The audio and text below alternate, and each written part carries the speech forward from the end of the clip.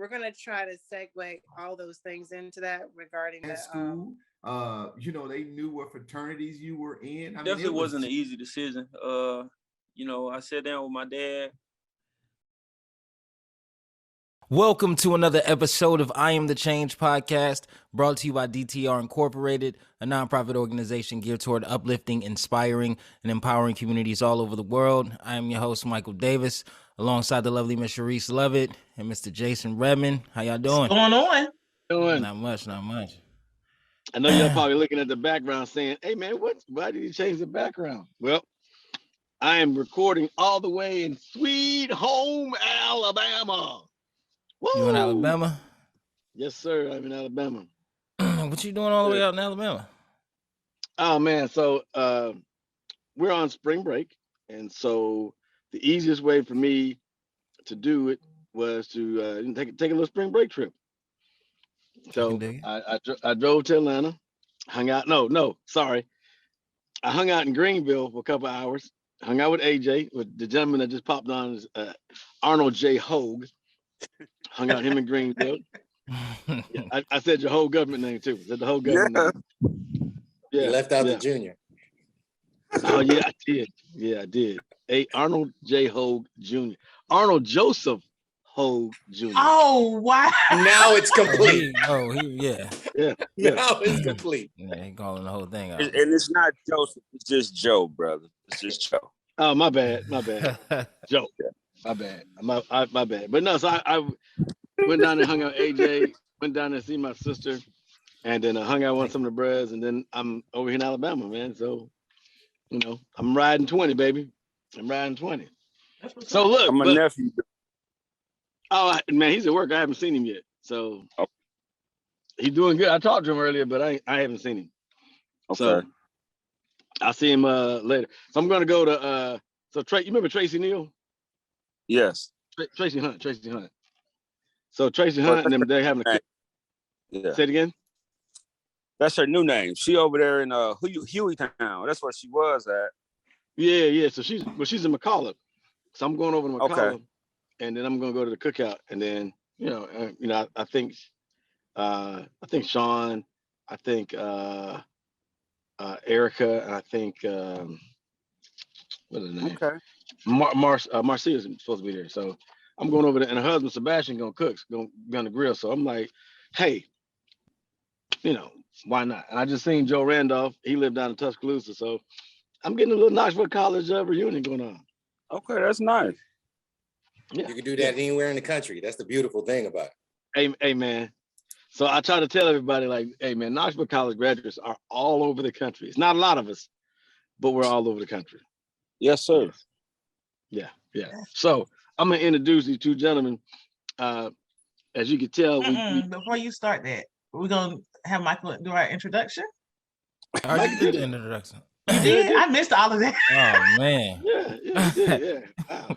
Yeah. Sorry, go ahead. I was like, he just talking. It's them lemon cookies. The kickoff happened. The sugar high. It's them cookies. Sorry. It's them lemon Oreos is what did it. Yeah. And I will continue to snack. It's okay. So we go in the bag. Y'all always talk about my bag. So I for AJ, we call it Arnold J. Hogue. AJ. AJ shot a message to the bros like, hey man, look at this link, blah blah blah blah. I'm like, all right, cool. So I looked at the link and I'm like, dang, AJ knows somebody that did a movie. Man, we got to talk to this guy. I call him up. Hey man, we gotta get my man on the podcast. Man, we gotta get interviewing him. He's like, man, he went to Knoxville College. I'm like, no, he didn't. Stop playing. I'm like, stop lying. He was like, nah, man, he did. I was like, all right, man, whatever.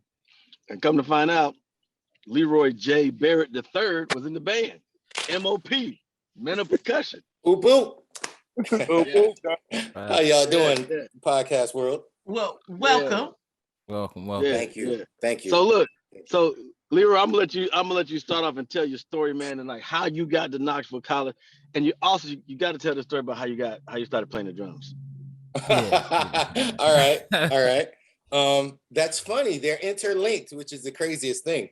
So I was a singer I guess I kind of sort of still am, which is crazy. But I was singing in, yeah, Okay. I was singing in Glee Club, and I was the lead, like for every song. In fact, my popularity from that grew so big that they called me for everything in school. When it was Martin Luther King Day, I was called to the office to read off whatever it was on the PA. Like I was the celebrity in elementary school, which was really, really cool. That happened because our Glee Club teacher would just pull songs off the radio and we would perform those, right? And of course, I grew up in Detroit. So that gave me a little bit of hood esteem, which is really, really cool. Right. I left there and went to middle school and ran into the illustrious Miss Krajewski. And Miss Krajewski was having none of that.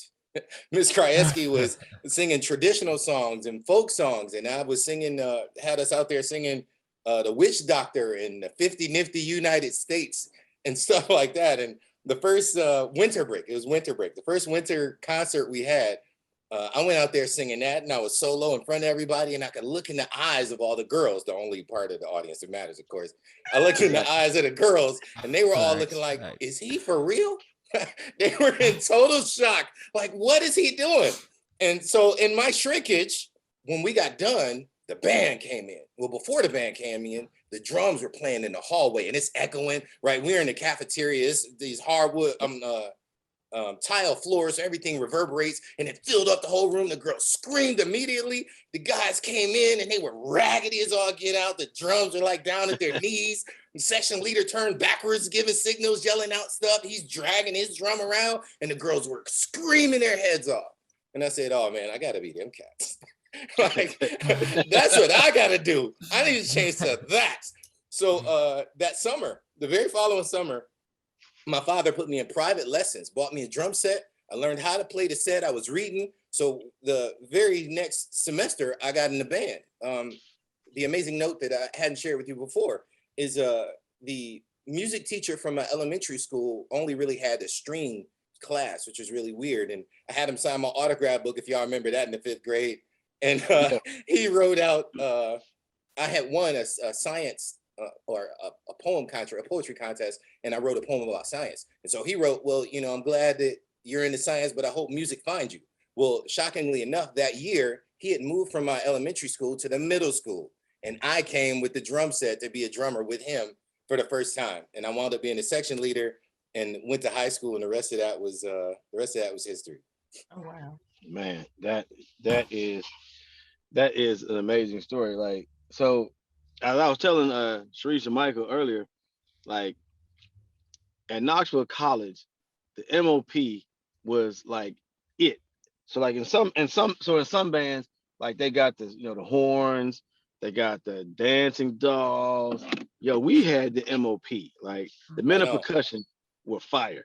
So I have a question. Go ahead.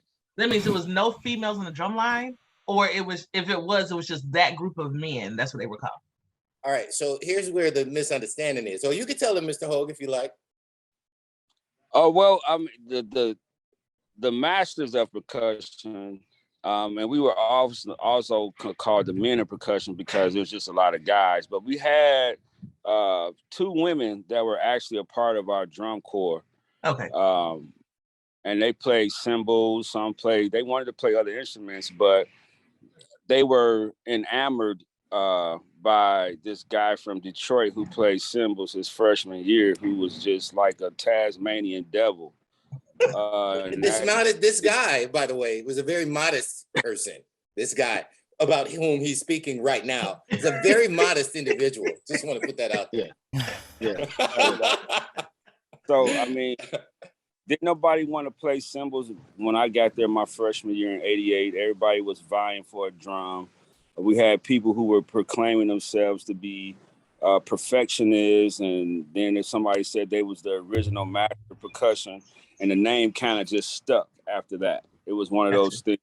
It was just organic. But yes, we did have some women. We were fortunate to have a couple beautiful sisters in the corps. And like I said, we are all still friends today. Ultimately, it became a bunch of ladies over time. We had them play the tenor drum, the bass drum. They wound up, as the years progressed, we had a full influx of ladies. Yeah. And they're awesome. They're awesome. Yeah. Okay. So it's Masters of Percussion is the name. We used to get called other things. In fact, we had all kinds of explanations for those initials. We won't go through those though. We won't do that. Yeah. I know one of them. I'm not gonna talk about it though. I'm gonna let it For go. the sake of time, we won't go into those. Yeah. Jason sounds excited that he knows one of the names. I do. So here's a story though. This is a true story. We played George. I think it was Georgetown University in Kentucky, small school, and I want to say the MOP came with us, and like all of them just went out. They all went out, and everybody's looking around like, hey, because I was a neophyte. There was another guy on the team. He plays Kappa. He was a neophyte. He's like, man, look, the band's already gone to Kentucky State. The cheerleaders are gone to Kentucky State. We can get, we got some frat brothers down there. All we gotta do is get there, and we can get back. And I was like, nah, bro, nah, you ain't gonna have me out there bad. And so like the next day, like they came back, like, and they played immaculately. But the stories that they told when they were down there, off the chain. Well, I mean, one of the beautiful things about us, Jason, is we were often overlooked because of our size. Knoxville College is already a smaller HBCU. So when we went to schools like Miles, Central State, Alabama A&M, Kentucky State, what was the other one in Georgia? We went to Savannah. Yeah. We were fortunate that we had, by that time, a drum instructor who took the time to cultivate the raw talent that we had. Right. Mr. Barret and Mr. Burham did a lot of our choreography for a lot of our cadences. And we had such a tight bond. I mean, we would practice hours and hours and hours and hours. We were the section that never slept during the band trip. I mean, we slept on a bus maybe, but when we hit the ground, we were up all night. Round the clock. Yeah. Round the clock practicing, making sure everything was tight. And we had a definite kill mode when it came to the challenge. And we took no prisoners. One of the most famous episodes was at Alabama A&M. And, our instructor told us to go out there and get them. We kept taunting them and, they didn't want to play.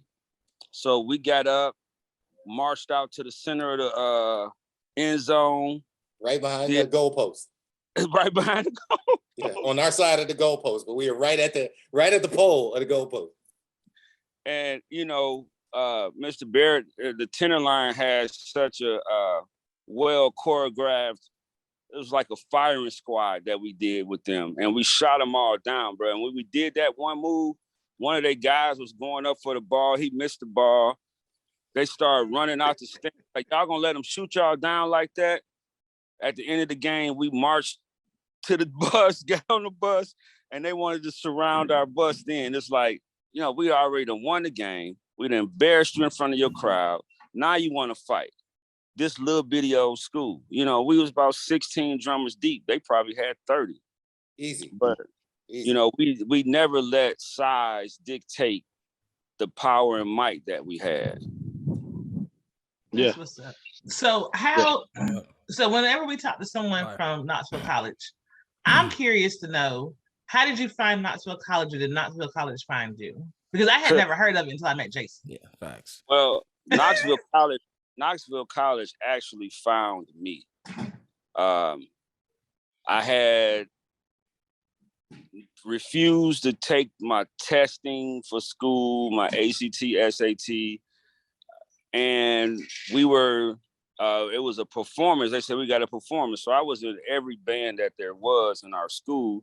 So the band director was like, hey, we got the school coming in. Matter of fact, they're going to do auditions. And it was actually the school choir. The school choir came, I auditioned. My mom told me I was going to the community college. That same day, she told me that I got an offer letter from Knoxville College Band. So they asked for me. I don't know about Mr. Barret. He's one of them Cody comments. Did they come over to Cody? No, mine was much more colorful. That's the thing I forgot. That Mr. Redmond asked me about. So in the 6th grade, I met a guy who didn't have a whole bunch of friends. I had crazy popularity, but that didn't make me. I wasn't even connected to that. It was real, but it didn't mean anything to me. And so I befriended him, and we got super tight. I think he left and went to another school or something, but I didn't see him after the 6th grade. Well, lo and behold, I do the band thing, and I go to high school, and Cody's band does what it does. I become the drum major there. But in 1986, I had a rap record in Detroit, Michigan, right? And my head blew up the size of a 4x4 truck. Like I had to walk indoors sideways. It was crazy. It was a marvelous time. I ain't gonna go into all of that. But because of that, brother got derailed a little bit. He had a bonus year of high school because I just wasn't focused. I really wasn't. And bonus year. That's what we're gonna call that. Yeah. It was also because I took school so lightly. That's a whole nother beast of a different color. But we were in a parade for the Pistons championship. Pistons won the championship that year. We're in a parade. We played I Like in front of the cameras. I was geeked. Since we got off, here was that same guy, John Gennario Thomas. Hey, Roy, what you up to, bro? I know you're getting out of school this year. What you doing? Why don't you come to my school? I go to Knoxville College. Why don't you come? And we did the paperwork, and the rest is history. I wound up in KC. Oh, wow. Now, let me give you one caveat about that.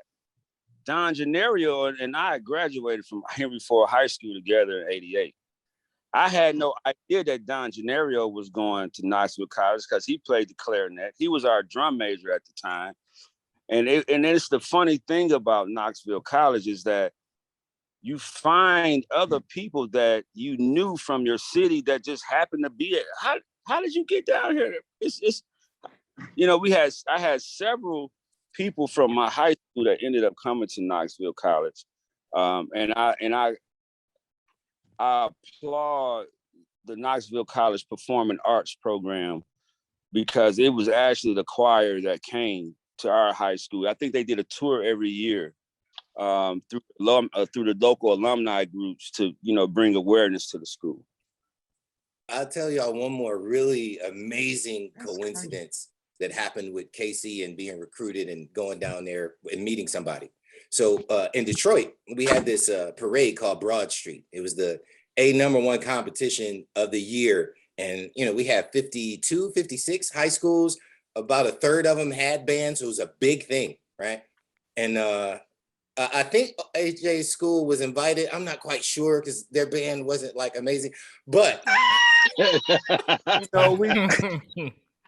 but my our last year there, our band was gonna fight this other band, Murray Wright High School. I went to Cody High School. Murray Wright High School was throwing rocks, and our band was gonna fight them. I almost went toe to toe with their drum major. It's Detroit, man. That's just how it works.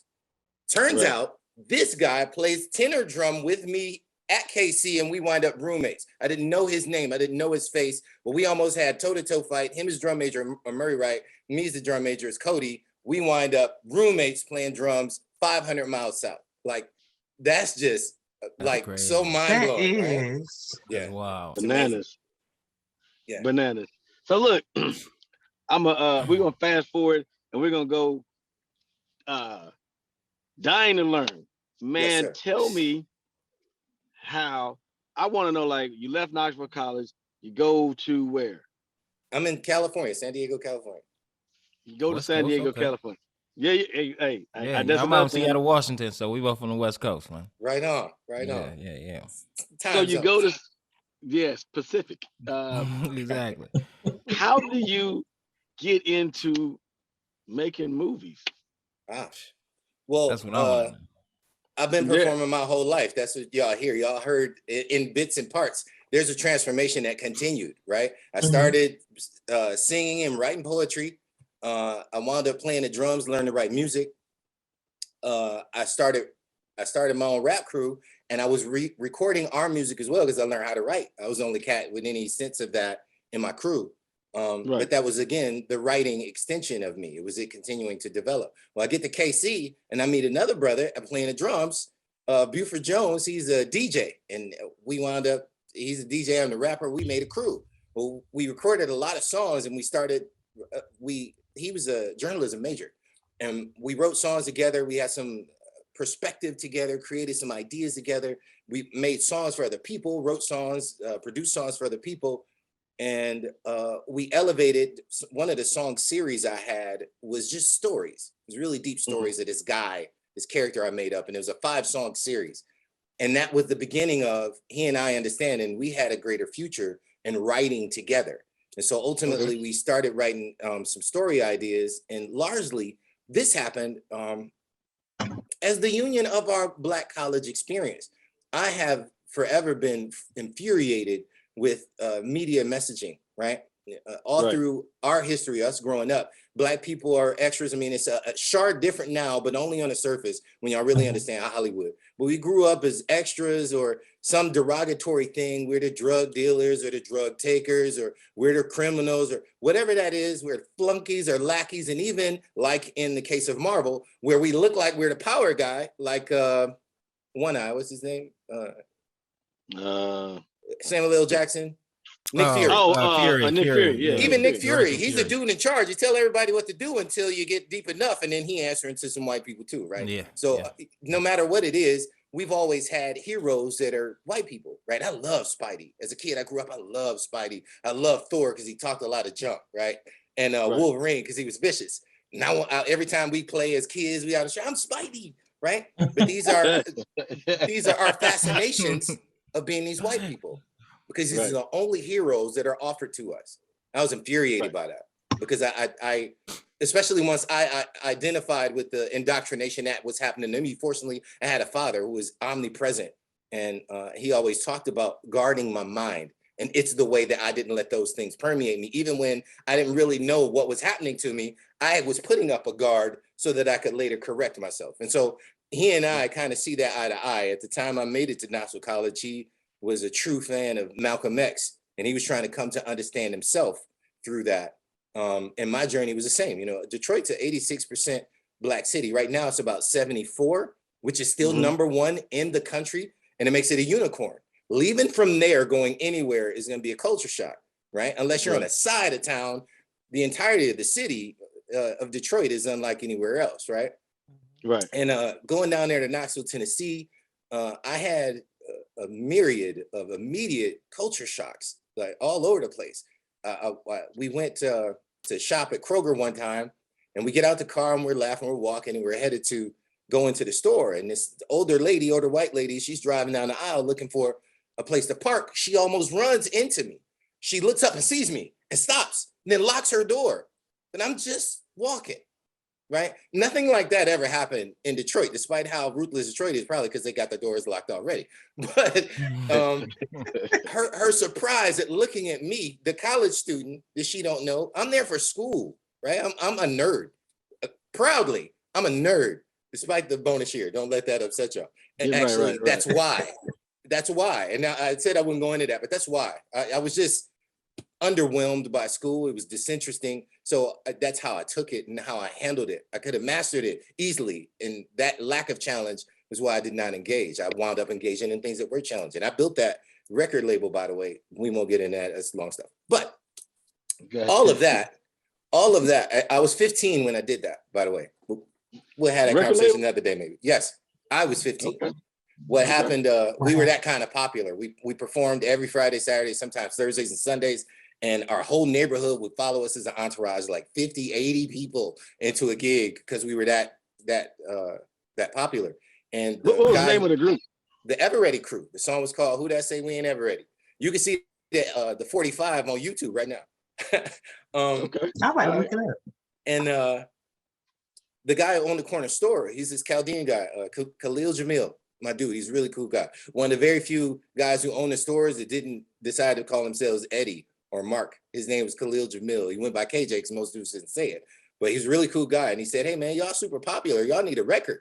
If y'all figure out how to do it, I'll pay for it. So I figured out how to do it. I found us a record pressing plan. I found a distribution company.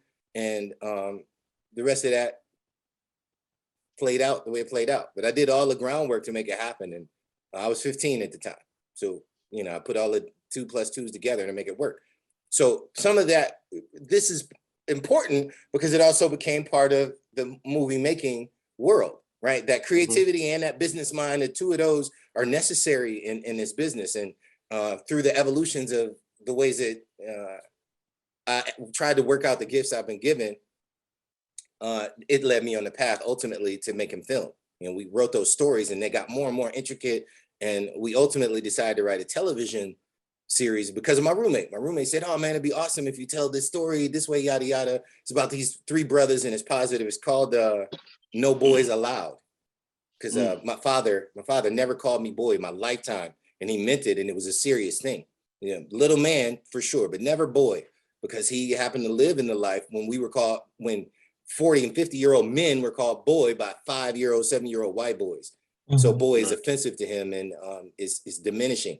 And so he never used that. And so, I carry that in my life. I never call my sons boys, and No Boys Allowed is kind of the moxie of the show. It's these brothers that have their different dynamics. So that's how that evolution took place, J. Red.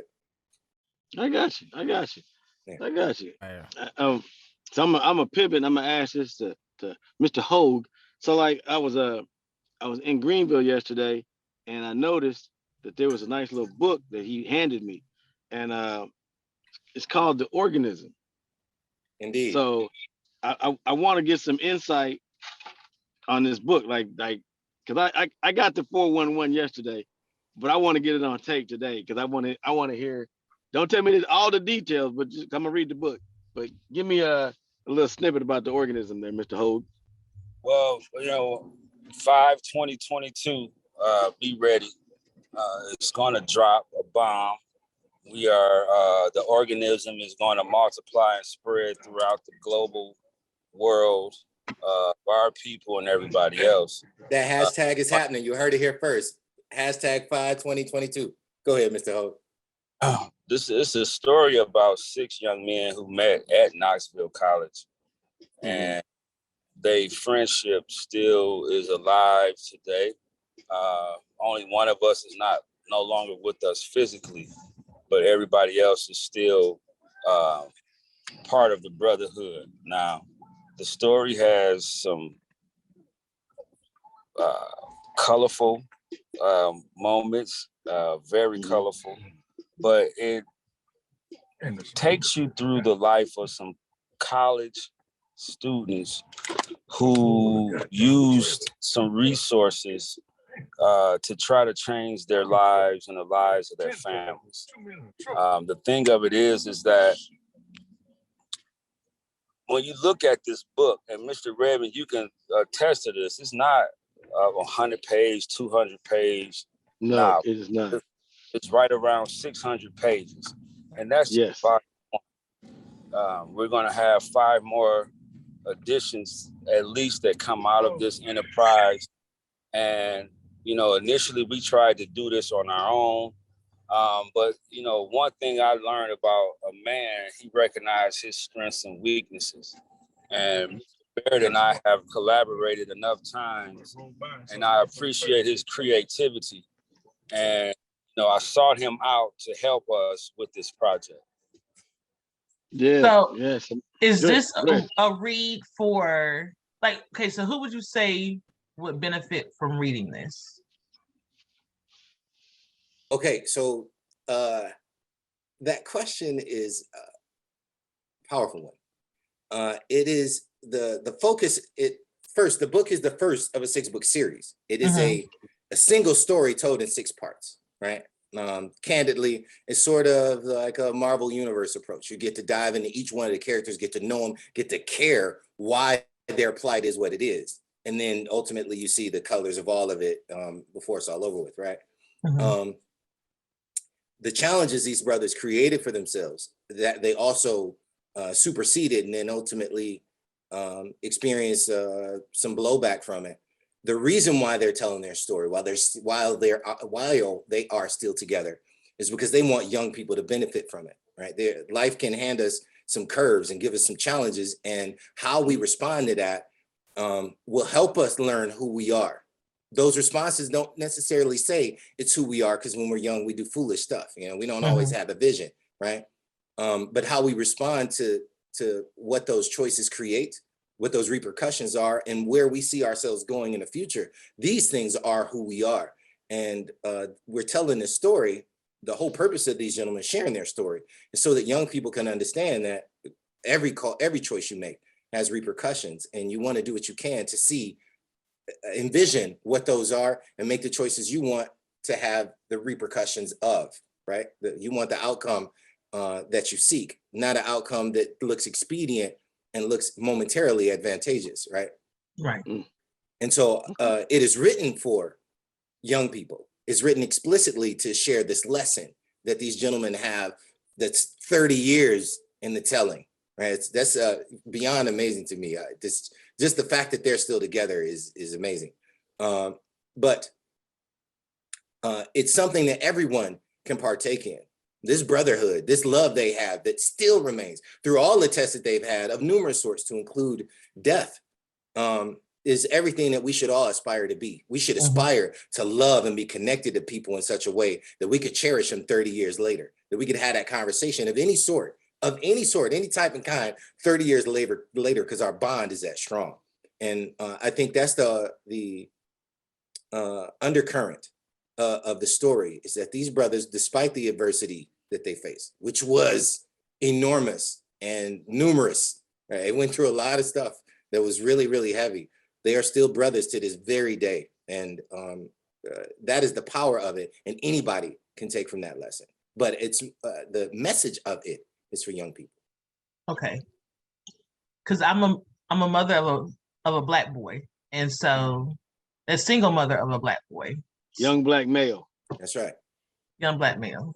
That's right. Little man. Yes, Yeah. little man. And it would be ideal for him. Oh, go ahead, darling. Okay. No.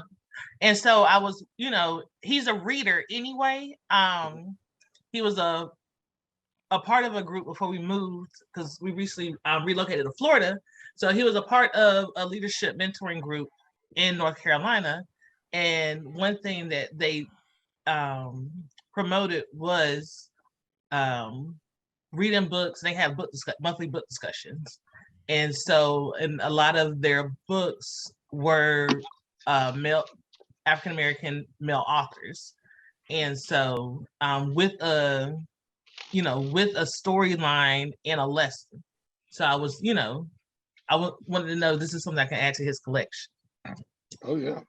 It is. You just have to add the whole collection, because it's told. That's fine. Yeah, it's necessarily told in real time, so to speak. From that, with that, it's told linearly. So initially, it also in the forward, we kind of share the purpose, so it's understood that the linear direction of the story does not lend to the greatest of moral lessons, lest we compromise the telling of the story. You understand what I'm saying? So we can't get outside of what was happening and say, hey, we condemn this thing. We got to tell it all the way to its fruition before we can get to that point. But the forward actually brings that forth so that it's clear that despite the linear direction looking like one thing, that is not the purpose, and it is not the ultimate end of what this story is. So it's better to get him engrossed in what really happened, so he understands that however he might think of that, he probably need to think differently. And that's the reason for the story being told the way it is. Okay. But y'all have plans to possibly bring this up? And if I can add to that, as the linear story is being told, one of the marvelous things about these young men is that each and every one of them is involved in some form of mentoring or rites of passage present. Even though life had its colorful and discolorful moments, as grown adult men, they always have found ways to give back to the community, to uplift high school students, to uplift young girls, uplift young boys. As a matter of fact, we have a mentoring program that we've been implementing in the St. Louis area for some time. And that is the part that is going to come out subtly and more properly towards the third or fourth volume of the book, you begin to see those things happening, and you'll be able to see the effects that their lives have had on the students that they mentor. We have brothers that's been mentoring students for 20-some years since they came from Knoxville College, in sports and scholarships, chess clubs, African drum and dance, like I say, all rites of passage programs. So we have become the change that we wanted to see, but we felt that the story needed to come out so that we could show some that, the carrot and the glitter and all that looks good, but there's definitely a price to pay if you don't follow the path that you've been set on. And sometimes we can get distracted by situational ethics. Situational ethics. Give me 1 second, Michael. I want you to continue your point, but I wanted to accentuate a point that he made, that part of the reason they are here collectively still, you'll find this out immediately, is that these gentlemen are also products in part. Some of them are products of such mentoring programs. And so when they wind up doing what they do, some of their ability to do that is because it came from mentoring programs. And when they ultimately bypass all of that and remain as a brotherhood, it is also because it is largely the foundation of the group.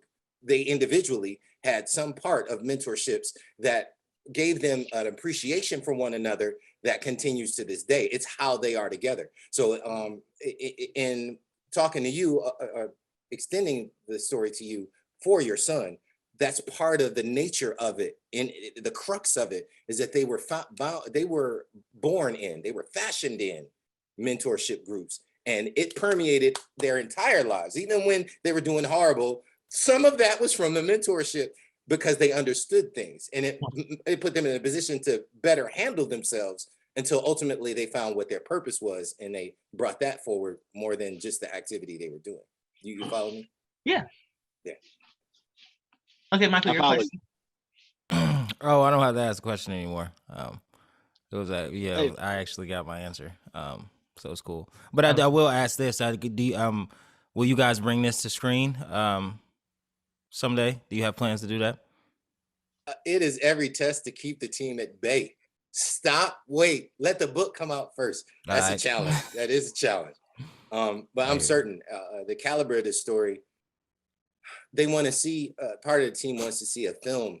But as we are telling a 6-book story, one film that kind of pales to that whole idea, that notion is just not working. So it will probably more probably be a television series. But yeah, that is definitely a thought. It's definitely a thought. So tell me about go ahead, Jason. I'm sorry. Tell me about the superheroes, and in particular, I'm asking about Khalif. Did I say it right? How you know about Khalif? All right. Hey man, I told you I did my research. Indeed, you have. Indeed, you have. I did my research, man. I was ready for this interview. That blows my mind. That's awesome. Yeah. So, like I said, a large bit of my frustration, personally, I took it personally when I grew of the consciousness to realize that at some point, in some ways, I wanted to be these white people, because that's what society had done to us, right? Like when we were all little kids, we walking down the street doing this. You driving in the car, you see somebody doing that, they doing the $6 Million Man. No, right? We all played out these white boy heroes.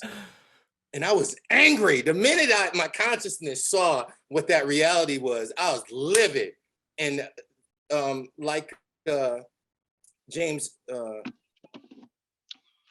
Baldwin said, to be a Black man and be partially conscious is to be angry all the time, right? And so that's what happens when I watch TV and these messagings that they have now that are almost without exception. If you see a Black woman, it's gonna be a white guy, right? It's just, and it's the messaging, the subliminal level of it that works on us has us still not fully embracing self-love as a people. And understanding that, moving forward with that, I was just hostile. And I realized we didn't have a real hero to look at, right? We've had some Black people that they've made heroes this way or that. I think the one that was the most prominent at the time was an anti-hero. At least Blade was the lead of his own thing, but you didn't really want to become a vampire and not be able to walk around. Right? That's not. Yeah. He wasn't. He won't be no daywalker. Yeah, no, he's not honorable and somebody you would aspire to be. Oh, I love that. You can't even put that with a vampire dude, right? So there was even a stigmatism on that.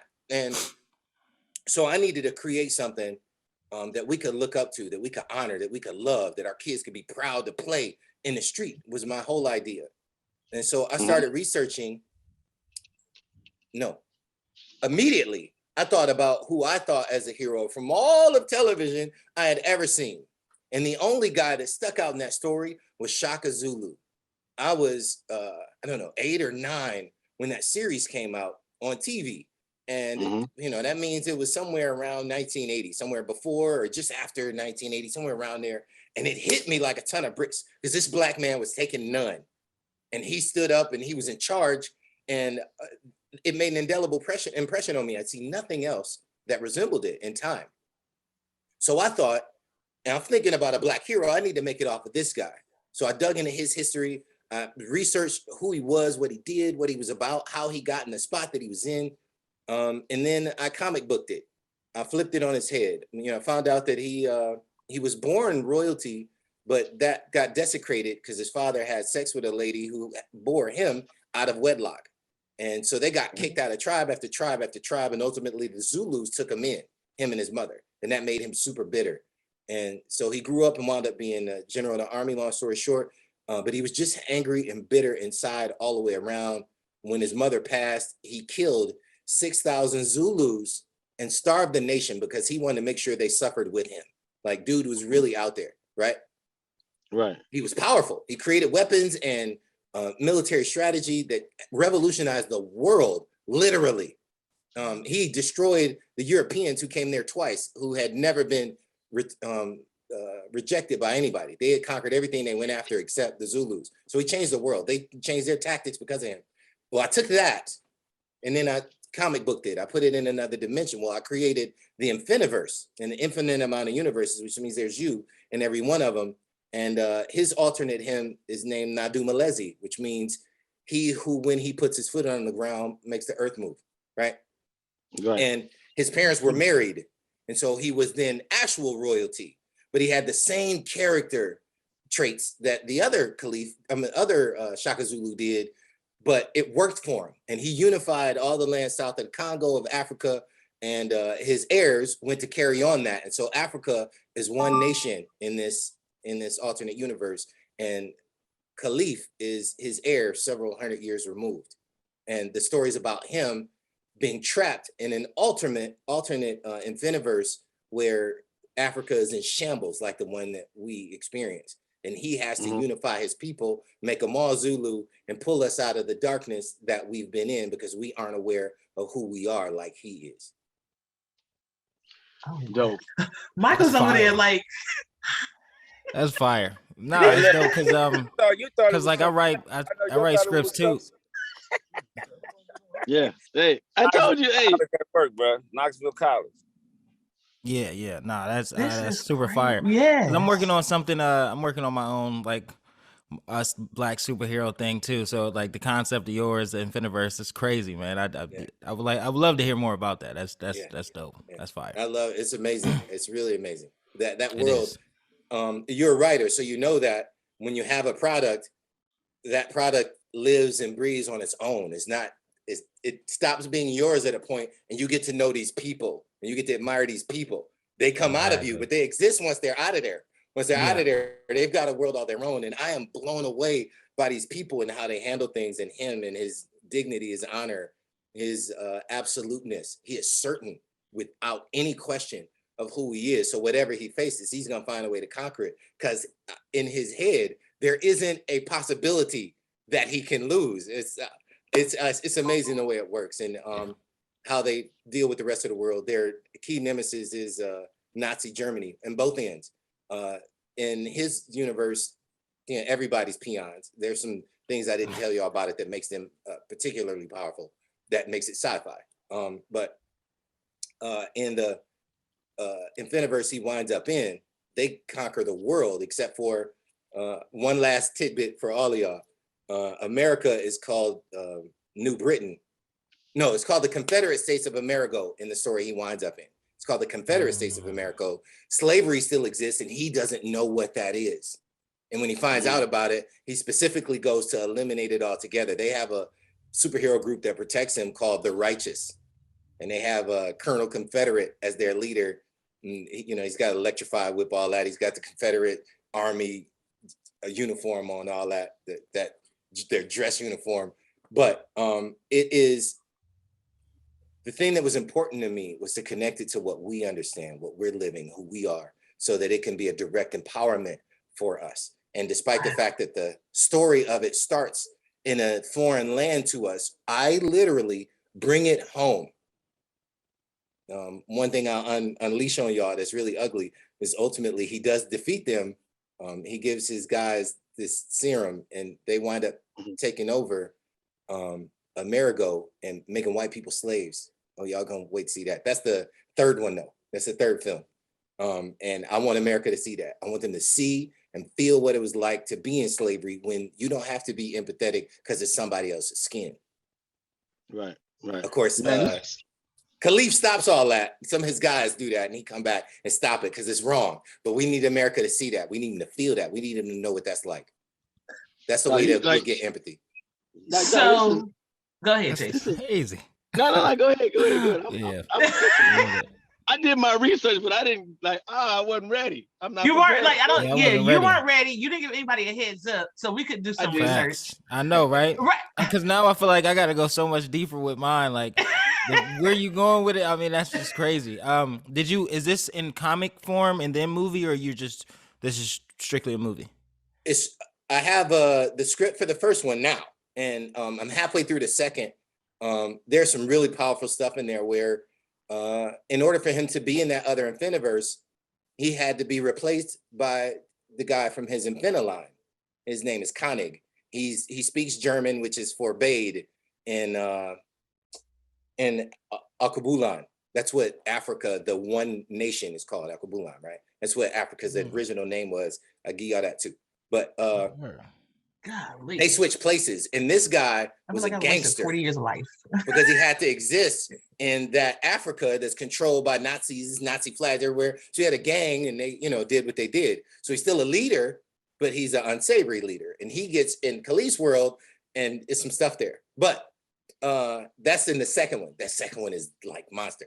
The fourth one, he goes to a Infiniverse where there are only Black people, because the anomaly that happened that made white people never takes place. Y'all think I'm playing. I am not. I am not playing with America or white people. The fourth one is where he goes to an Infiniverse where there are no white people. That never took place. Oh, wow. Man, this is. Hey, man. Yeah. So can't wait to see this, man. Yeah.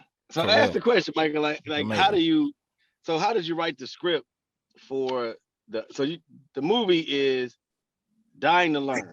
Tell me about Dying to Learn. Because that one's coming out. Family. Listen, 2019. So I'm an acting coach as well as because I did a lot of acting. I did stage acting in San Diego for the better part of 10 years. I'm sitting in Damien, California. Wound up doing some right? Bring them through. We'll make it happen for them. Family's family. I am as nepotistic as they come, sister. Bring them through. I get him a role somewhere. And I wound up coaching because I was coaching as an assistant director in the acting world. It was an evolution. I did some acting at KC, in fact, at Homecoming and otherwise. Dr. John, what's his name? House. Dr. House. Yeah, Dr. House. Dr. House. Yeah, I did a couple plays for him, and that ultimately morphed. It's just parts of stuff that wound up being the entire pot. So I have students, they're younger students. One of my sons, a Nickelodeon star, and it helped bolster my school, right? So I got these students and I got a lot of newcomers that really don't know the industry. So instead of just teaching them lessons, I want to make them active. I'm gonna write a film and start a series. I'm just gonna keep recording with them often so they can get the behind the camera experience. They can understand what it takes what it takes on set to make a production. Maybe they can get interested in some other arenas, right? Just give them some options, some assets, right? Right. And 2019 dictated what that first writing would be. Every 2-3 weeks, it seemed, we saw some mass school shooting aftermath televised Right. televised all around the world, right? Right. And every one of those instances would be headlined by one cause, one problem, right? We got to get these guns. It's one of them, right? There's only 3. And they say we got to get these guns, right? For the next 10 days, 12 days, 15 days, the gun lobby would shout louder than anybody else on the topic. So the topic would go away. We have another school shooting. Oh, well, maybe it's bullying. That would be shouted down as ridiculous. Sooner or later, stop talking about that. Another school shooting. Well, it's mental health. And that would largely be ignored. Like no one would even talk about that. Another school shooting. Wash, rinse, repeat, right? And it infuriated me because it's asinine on its face. Like I don't have to be in the study of that to understand that. I know human beings, I know kids. There's so much more than those 3 elements that are why they're shooting up schools, right? Right. Despite the fact that America is really tripping on guns, I think, and I'm a Marine, that's how I wound up here in California. I think we need to back off of that ridiculously. Like it is not in our benefit to be gun happy as a country. But that's not the reason why kids are shooting up schools. A gun isn't a reason. It's a tool. That logic just doesn't work. And that's why that argument is easy to shout down and empowers the lobby more because they get to show how powerful they are and throw away your argument that guns are any problem. It's a counterproductive argument on its face. But erstwhile, our kids are still being murdered in schools. Like this is unimaginable. And I'll share with you some of that history, life, man. One day I went to school, Cody, high school. And Detroit had its problems, whatever their challenges were. Went to school, me and my fellas, we were about 2 miles away. We walk in mornings just to cap on each other, cracking jokes while we got to school. Say the bus money and get some lunch with it, whatever. We get to school, we're chilling in the front, bell rings, we all go to the door, crowd to the door like usual. But this day we're not getting in. The doors are open, but nobody's moving. And so the second bell rings and we're essentially in the exact same place it started. We're like, all right, well, at least I'm missing class. The next bell rings because we stood there a whole hour outside and we're starting to get worried. What the heck? We're still moving, but it is at snail's pace. I mean, like it is immeasurable how slowly we're moving, right? So the second period is over. We finally get inside the building. And now the panic is starting to set in. Dog, what in the heck is going on? There are fire doors in every one of the corridors. Cody was literally built like a C. And each one of the sections has these fire doors. So you can't see beyond the next hallway if the doors are closed. And that was the case. When we finally get into the school altogether, we're in 2 lines against walls. There's nobody in the middle except high school, except for the teachers and administrators. We're all up against walls, processing through these doors. And we go around one corridor and we see nothing because the doors are closed. And we get around through that corridor, we see nothing because the doors are closed. We finally get around that last C and the doors open and we see metal detectors. We're almost at the 4th period of class for school for the day. And the minute I saw those, by the time I got there, the trauma had set in because I just don't know what's happening. This is school. Why are we not in class? What the heck are we doing in the hallways? By the time I saw the metal detectors, having 3 cents in your head, somebody here got a gun and they're here to shoot somebody. Was the logic. How could you think anything else, right? Right.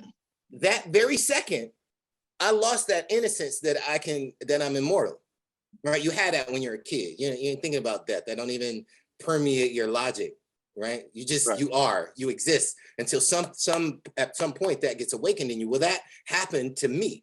That moment, that very second. Oh man, I could actually die today. Somebody here with a gun. And obviously they don't have them yet because we're still going through this very long, very slow, not in class line. And it awakened in me the reality that innocence does exist and that I no longer had it. That I no longer think I'm immortal because I think I can die. It's not the same thing as hearing stuff, just like the reason why this problem persists, because we hear stuff from other places And we have a narcissistic life. It's kind of the capitalistic approach. Me. I'm gonna succeed better than you. I'm gonna be on the top. I'm gonna be number one. I'm not really concerned about you while I do all that, right? And because that's how our brains work. Well, I hear this thing going on in Idaho. Well, I don't live in Idaho. I hear something happening in Michigan. Well, I no longer live in Michigan. There's some stuff going on in Florida. Well, I don't live there either. These things don't resonate with us because we have a me, now life, right? Let's bet you face to face on your front step. Until then, it ain't real to us even. It's the same way, truly, how white people can't, despite the fact that they watch it. They can't understand our plight because they're not a part of it. That we're in a society that's built for individualism. It's all about me. And from that position, what you can't see, you have a problem acknowledging is real. And that moment made that real for me. Watching these children die over and over. I don't live that life. I'm an entertainer. I'm a performer. Literally, I'm a performer. I perform my whole life. I know without a doubt that my gift on this planet is for me to use whatever I've been given to put a smile on somebody's face, to make an impact on some lives. I know that I'm not here for me, which is also true in life. Everything you have is only worth something if it's worth something to someone else. Everything you have, even your own self-love, it's worth something because you can give it to somebody, right? You need it for you to sustain you, to be powerful in this life. But it's best. It is worth its most when you share it with somebody, right? And I understand that. I get that. So I'm not in that space. And as I watch these kids dying, to me, it is the same as mine. And I can't believe that we're not doing enough to literally stop. When I say, every time I say it out loud, it hits me a different way. Kids are dying in schools. How can anyone say that and be okay with it? How can anyone say that and not make some movement, have some fire rise in them that I have to do something? Every time I say it, it's like mind blowing. I feel like, I don't know if any of y'all have seen Zoolander, but I feel like Mugatu, like I'm taking crazy pills. There's nobody else is hearing this thing happen. They're not seeing it happen. It's not resonating. And so I got fed up watching this thing happen over and over and over. And these paltry excuses, these political points that are easily shouted down that turn into no further protections for our children just infuriated me. And I had to write something about it. It's not just that it turned into no operative things that are protecting our children. It turned into things that are even worsening lives for our children. This active shooter drill protocol thing they're teaching is one of the worst things in the world. And I'll share with you a real story about it that fired me on even more so. So I had this conversation with this lady. At this one time I was driving Uber, and I was talking to a lady, and I told her about the film when I was writing it. I was going through it. And she said she had gone to her sister's house one day, and her niece in the 3rd grade wasn't doing really well in her class. And so her sister confronted her. Hey, baby, what's going on? Ultimately, the daughter said, well, Mom, I'm scared. And she said, you scared? Somebody bullying you? What's going on? She said, ultimately, they got her to say, well, we got this shooter drill at school, and I feel like somebody's going to come shoot us all the time. And I don't know how to deal with that. This girl is in the 3rd grade. What is she, 8, 9? Yeah. 9 years old. She's living in fear. This 9-year-old girl's living in fear because you introduced this terrorizing thing to her to protect her. While conversely, as terrible, foolish, horrible as that is, it has no benefit. In every one of the cases where a mass school shooting happened, where some kid came and shot up everybody they could hit, that kid was from that school. So if you're teaching a protocol for what to do when active shooters come, the active shooter knows exactly what you're doing. There is not one benefit of this idea. And you're supposed to be a school. Like, how? So my frustration, I think that was the thing that set me off when I heard that. And then the little girl I was already in process that literally what I thought was actually happening. These kids are being terrorized to no benefit in them. She may never go through one, but she's already lived through one mentally, emotionally. And that's had some damage on her. She may no longer be brave on multitudes of levels because she's afraid of dying for things that kids need to learn in the process. They need to be dumb for a while. We need to be invincible for a while to learn some stuff. And that's been robbed of her and countless other kids because you've introduced that somebody's coming there to kill them. Not a fire drill. A fire is a fire. That's never personal. But somebody walking up to shoot you and kill you, that's as personal gets. And now you're terrorizing our kids with that as a protective measure. It is foolhardy on its face, and it's unacceptable. And it's the reason why Dying to Learn lives and breathes right now. I don't even know what to say. You muted. Jason, we can't hear you. We can't hear you. We can't hear you, J-Red. I can't hear me? So now we can. Now we can. There you go. No, I was always saying that the active shooter drill, I've always thought that was a kind of an ignorant drill to introduce to students because, like you said, like, you're teaching the shooter where you're going to be at. You know, so I've never liked that drill. I've always thought it was kind of crazy. But another one of the instances that prove that happened at the crib in December. A dad bought his son a handgun on Black Friday. Long story short, the kid shot up to school with it that Tuesday. No, Monday. That Monday, he shot up to school with it, right? Yeah. When he was doing the shooting, going through the school, he paused for a minute, then went to one of the classrooms, knocked on the door, told them he was the police. The kids were in there chilling. He did enough to convince them to get up and come. Fortunately, they asked him one more question. I don't remember what it was. And he said, no, it's cool, bro. And because he said, bro, they're like, oh, no, that's a kid. And they turned around and jumped out windows. But he had circumvented the system because he was taught it.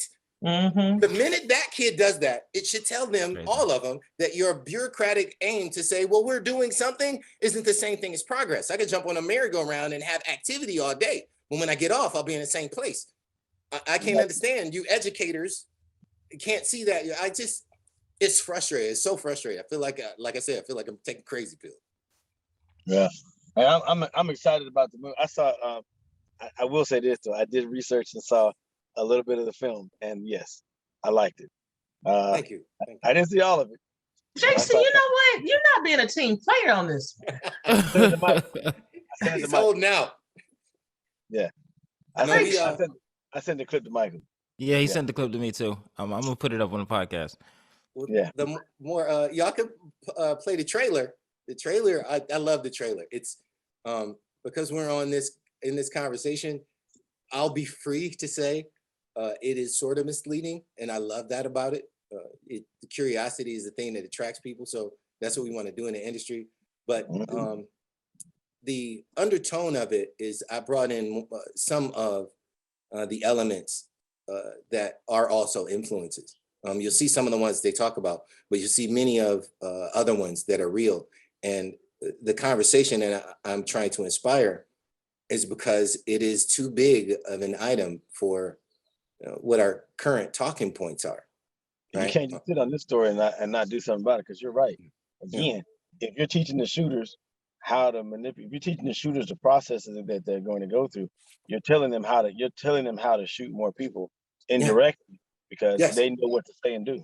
Yes, absolutely. And that's so true. Like even so at the beginning of this school year, back in North Carolina, in the city in which I was working, there was a school shooting. And that was one thing that they said was he knew where to position himself to stop people from leaving, like to do the most damage. Right. So yeah. He was taught the same thing they were taught. Well, like because he knew where they were going to be going. Yeah. To leave. Right. But I have a question for Mr. Hogue. Is that what I pronounced right? It is. Okay, great. So the book, this 6-book series, are all the books titled The Organism Part 1, 2, 3, 4, 5, or each book is going to have their own different title?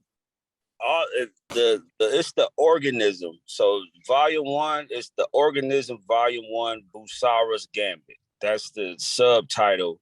Okay. So each one will have their own particular subtitle in reference to the character. Gotcha. Okay. Yes. Fire. And also with Dying to Learn, we had a bunch of back and forth conversation about how we are putting people in this traumatic experience, but what are we really doing to help them once they leave the theater? And we came up with this concept called learning to live.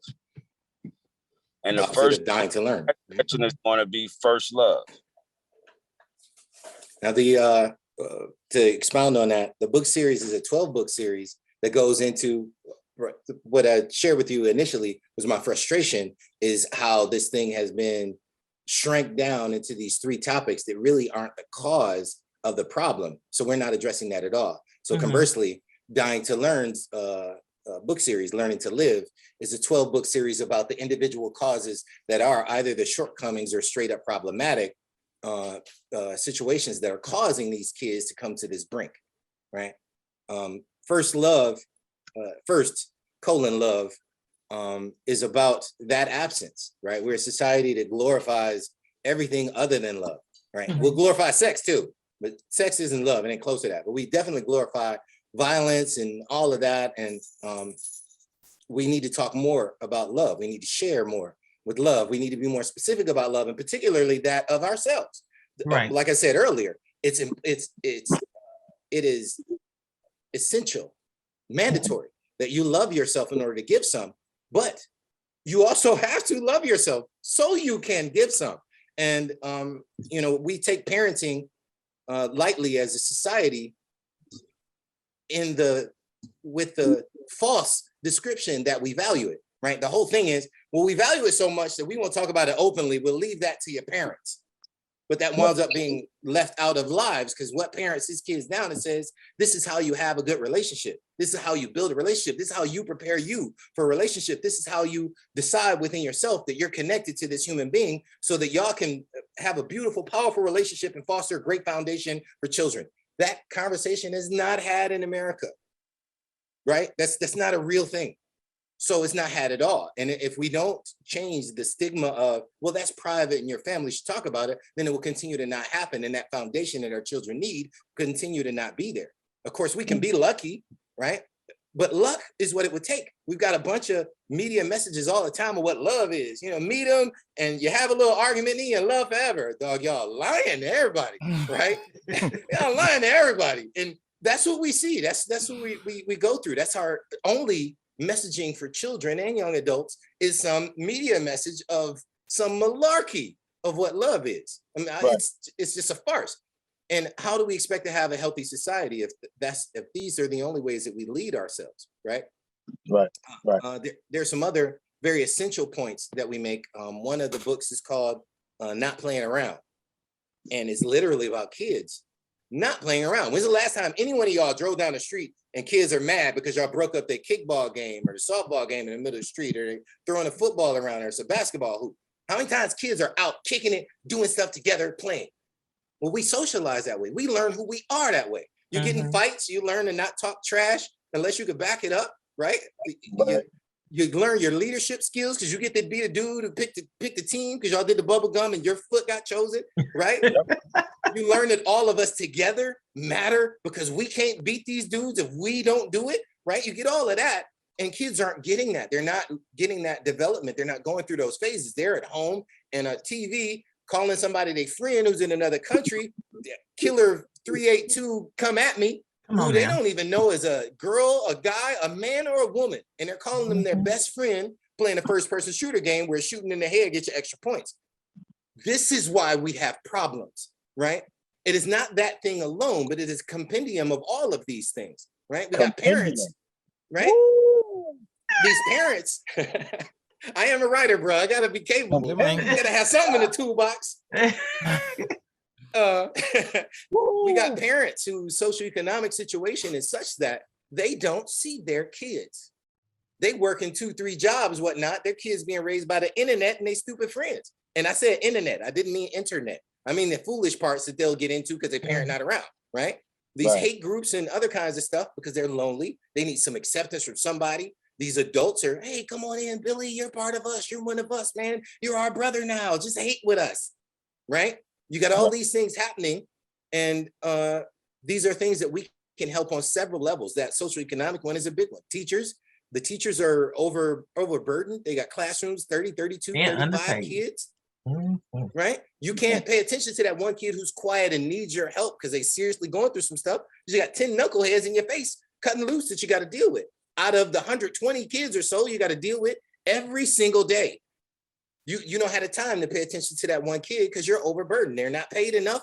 You got 6 million jobs to do and grading papers and making the lessons plans and all that stuff that they have to do. They're just overburdened. So they can't do that ancillary part of their job that is really incredibly important for society. I got all kinds of teachers that took a minute with me to say something that was important for my life.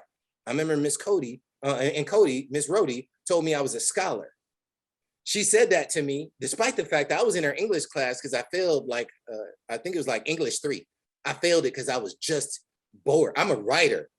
It's not like I was short on English. It's just, it did not move me. So I wound up in her class. That compendium word was big. That was a big word. That compendium word was big. Right on. Throw that in the lexicon, bro. Hold on to that one. Yeah, I'm looking that word up after we get off. Right on. In 11th grade, I took her class, and it's funny. This is so funny. So I was a rapper, y'all know that, and I was really successful as a rapper. I was tough, and as a drum major, drum section leader, I had the 11th grade class, 10th grade class in 11th grade. So one of the girls who was in the band with me, she told me this is really cool. She said, "I thought you were an idiot, especially because you were in a class that obviously you had failed. So I thought you were an idiot. You're a rapper, all that. I couldn't wait for you to be embarrassed." So she had us read out loud in class. And when it came to me, she was salivating. She's like, "Yeah." And long story short, the class would have me read. They would request for me to read after that one day.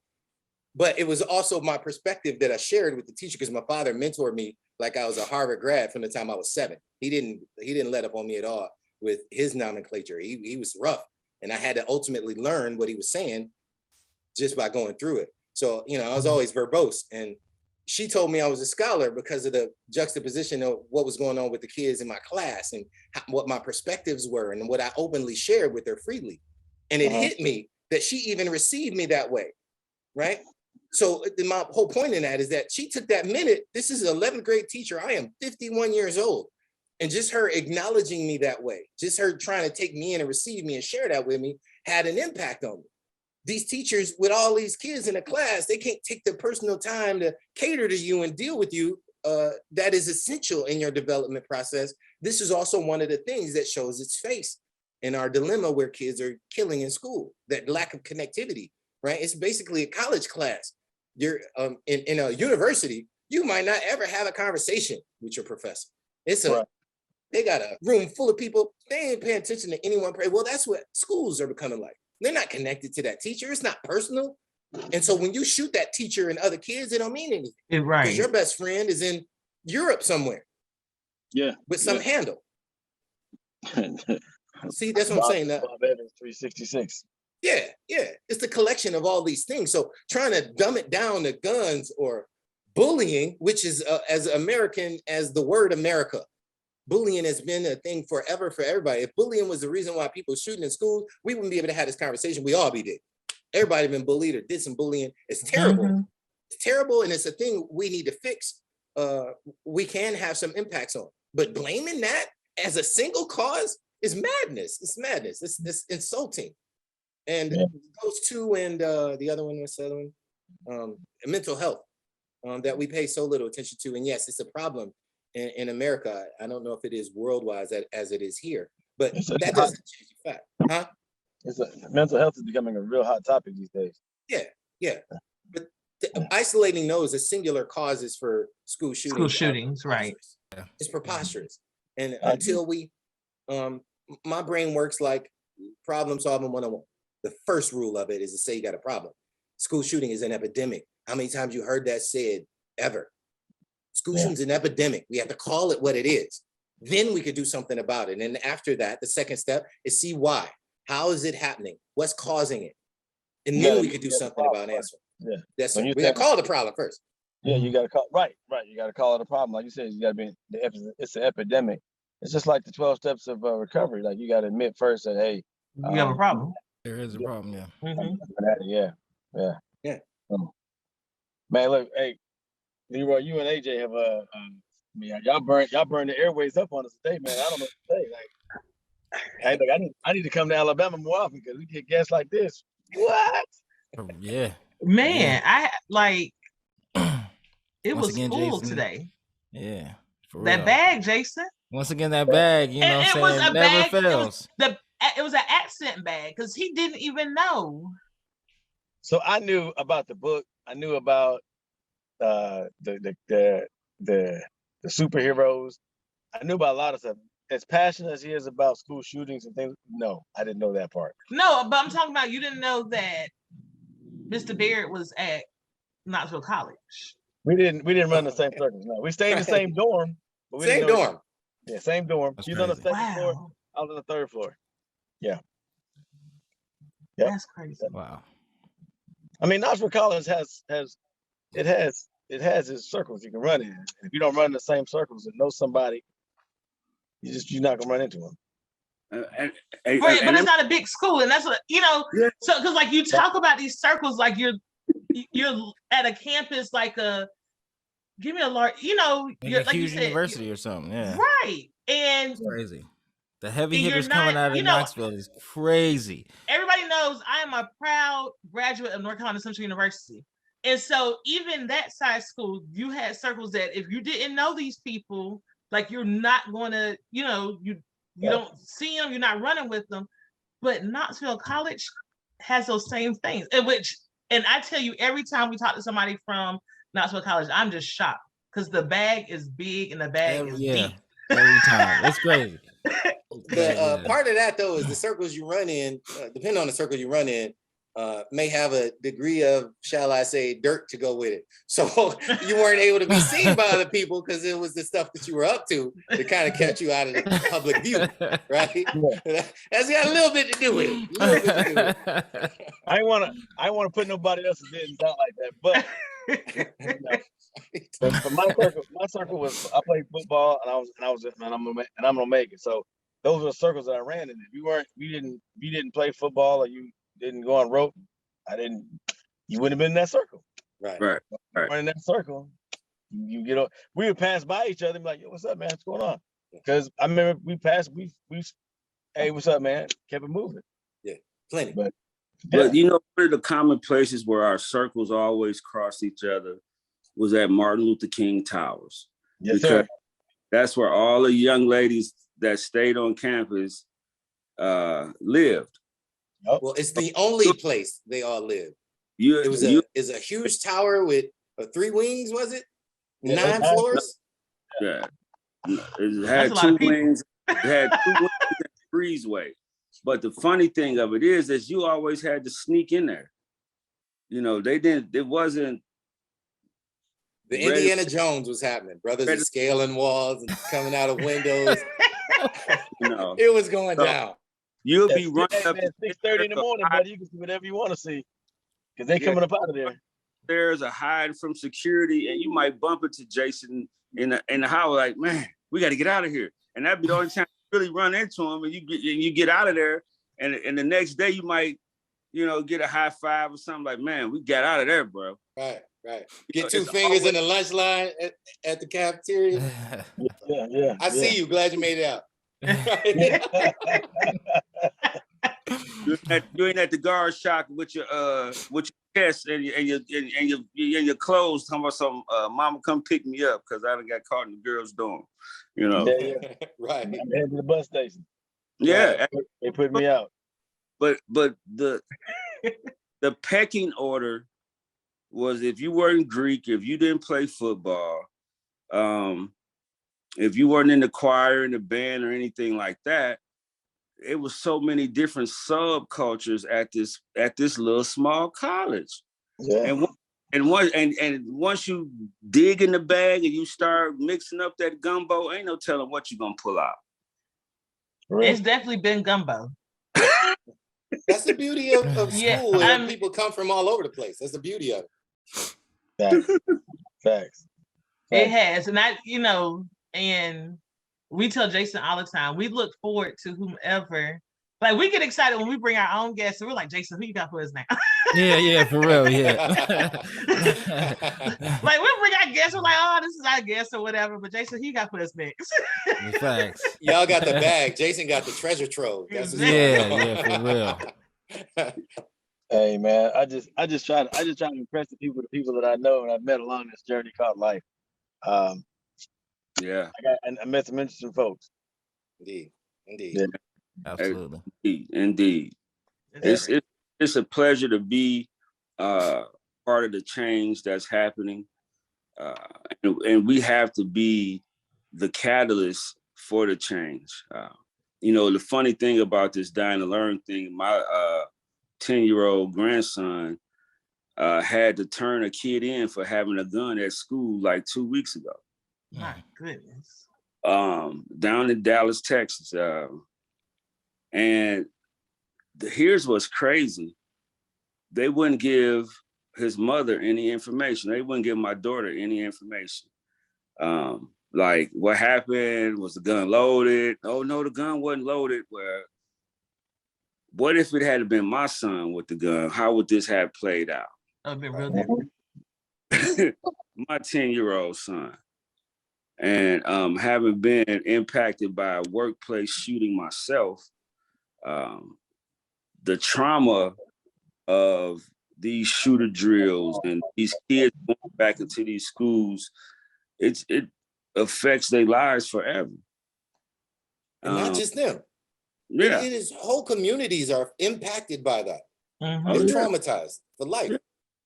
I mean, because when we had the coworker come in our job and kill 5 people and shoot himself and shoot 8 other people, and you working in a manufacturing plant and they want you to come back to work, anytime you hear it shakes your spirit. You always taking around.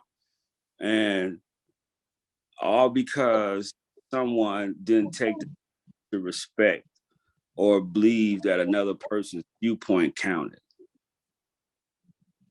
That's why we got to go back to first cold and love, so we can learn to live. I was blessed by the days. Yeah, I was gonna say we don't even need to have anybody say a word of it, a word of encouragement. They just need to just know. No, No. yeah, y'all blessed the mic today. Yeah. Man. Hey, look, before we go, the book drops May 20th, right? That's right. May 20th, 2022. How can they get the book when the book drops? Everywhere man. books are sold. Everywhere books are sold. Amazon, Books A Million, Barnes and Noble, Book Baby. We global in our distribution. I will make sure that I have that information. The organismbookseries.com. You can always get it there as well. If you can, go to Seed and Spark and Dying to Learn, the movie. We're just trying to build our followers up, because you know how those things work, those algorithms. Once you get so many followers, then you get leadership position and all that stuff. So, And the site will promote it for us as well. On what platform are we looking for this? Seedandspark.com. Seed and Spark. It's a film crowdfunding site. Gotcha. So, okay. Jason already sent me the link. I can either send you the link or Jason can send you the link. Okay. I don't. Yeah, Jason, I don't know. What did I do to you? I don't get it. you know. So please, Hopefully, please, if you can. Well, he said when he called me, he said something to me about it, and I was like, "Yeah, let me get that link." Like I asked him for it. He did that. Michael asked for the link. They got the Jews. Yeah, I wanted to keep you in the dark today, Sharice. I want you to be wowed by the interview. Yeah, You're so full of crap. I just want you to know that. Hey, Jason, we got to sit down and we got to pick their brains about the book, your book, the movie we're trying to put together I'm for sending it. Damien to California. So my All that son, good stuff. he dibbles and dabbles in acting. He's a model. He has a couple of commercials out, and he's on his way. He's coming to California to see you. Well, let me speak. Let me speak on that, because Open arms, flat out. Barret is very modest. All of his children are talented and gifted. They are part of this production. My nephew Armani was on a Nickelodeon star as I Am Frankie. He's also part of this production. Mr. Barret has been cultivating young talent. Matter of fact, he has several young talented individuals he's cultivating that's a part of the Dying to Learn production. You guys, this thing is a red carpeted event. We're going to have politicians and heavy hitters in the building, panel discussions, rat packs. It's really phenomenal production. And the one thing that I love is that Mr. Barret has kept family first. Mm-hmm. You know, a lot of times we try to take on these types of endeavors and, you know, we're away from the home, we're away from the family, our children miss us, but his children are a part of this production, which is a testament to Roses Now. His father instilled in him some traits that, you know, I wish that we can further inculcate into the young men and women of today, because you know, learning to love yourself and how to respect authority in a proper manner adds longevity to your life. Thank you, sir. Appreciate that. Truly do. Hey, so I know the answer to this question. I'm gonna go ahead and just say it. The premiere for Dying to Learn is April 24th. Yes, sir. In Los Angeles, California. It is explicitly in Inglewood, California, at the Miracle Theater. It's going to be 3:00 in the afternoon on a Sunday, April 24th. Where can I get tickets? Look, let me check my calendar. Let me see what I can do. You know what I'm saying? That's what, you feel me? I have to pop up at this event. This is hey, I told you I was ready for this. I stopped in Greenville. I got the exclusive before the interview. I was ready. I have only sisters. My son has a new uncle. He don't even know it yet. We are family, sister. I believe in that. I told you, I'm nepistic. He comes through. He's down. End of story. And I just tailgated for North Carolina Central at homecoming for the football team. Oh. We set it, y'all, turkey legs, ribs, shrimp, fish, chicken. Yeah. Okay. Now I'm hungry. Thanks. Yeah. And look, we gonna end this interview because I'm about to go to a cookout. So yeah. I'm about to go eat. Jason's like, "Ooh, this is the longest interview we've done in a while. On the day I'm ready to go eat." Yeah. Hey, but it was chock full of information. Like this was a dope interview. No, this was amazing. Yeah. In Inglewood. Well, thank you all for having me. Please. Go to Seed and Spark, find the Dying to Learn campaign, and support us there. Absolutely. And share it with people. The film does premiere on April 24th at the Miracle Theater in Inglewood, 3:00 in the afternoon on Sunday. As Mr. Hogue said, we will have politicians in the building. We will have some domestic violence groups. We will have some school shooting groups involved. There will be media in the building. Fortunately, we've also invited some A-list talent for the feature. They'll be in the building too. So it'll be an amazing evening. Hopefully, it'll be impactful, and we'll begin to continue to move this movement to protect our children. That is my entire focus, is to make our kids safe. Because if this thing continues as it is right now, in 20 years, we likely will not even have schools. And that is a world I don't want my children to live in. Hey, Michael, maybe we ought to send you down to California, man, to go do like a red carpet premiere for I'm the Change podcast. Yeah, I was just thinking about that. Like, we'd be some sort of press and film and stuff for it. Yeah. I would love for you to come through. I would love to do that. That would be fire. Yeah. That'd be marvelous. I could see Michael showing up for that. Facts. And then I get to meet y'all, you know what I'm saying? I get to meet y'all in person. Yeah, that'd be dope. That'd be dope for me. Yeah. Well, let's see if we can't make that happen, man. That'd be a dope interview on a Sunday. Yeah, for real. We will be streaming live the screen of the movie. Okay. Wow. Cool. Yeah. We're gonna see if we can't make that happen, Michael. Get you down there. We're gonna have to, we're gonna have to do that. All right. Cool. Well, look, man. I'm gonna let you take us out of here, Michael, because this right here was this was amazing. Yes. Yeah. Thank y'all, family. All right. Well, if you haven't yet, please like, subscribe, and continue to follow us on this journey. If you've been rocking with us so far, keep on keeping on, because we have a lot more amazing episodes to come. I'd like to thank my two amazing co-hosts, the lovely Miss Reese Lovett and Mr. Jason Big Bag Redmond. You know, and then I'd like to thank our two amazing co-hosts, Mr. Leroy Barret and Mr. Arnold Hogue. It's been a pleasure having you on your show. And it's amazing what you guys are doing with your gifts in order to change this world and be a part of the change in this world. Thank you so I much. appreciate you guys. Thank y'all. Thank y'all. Appreciate you. Absolutely. We are DTR Incorporated, a nonprofit organization geared toward uplifting, inspiring, and empowering communities all over the world. I'd like to thank you for joining us tonight. And remember, our goal is not to be better than anybody, but together we can achieve better for everybody. Thank you and have a good night. Peace. We're going to try to segue all those things into that regarding the school. You know, they knew what fraternities you were in. Definitely wasn't an easy decision. You know, I sat down with my dad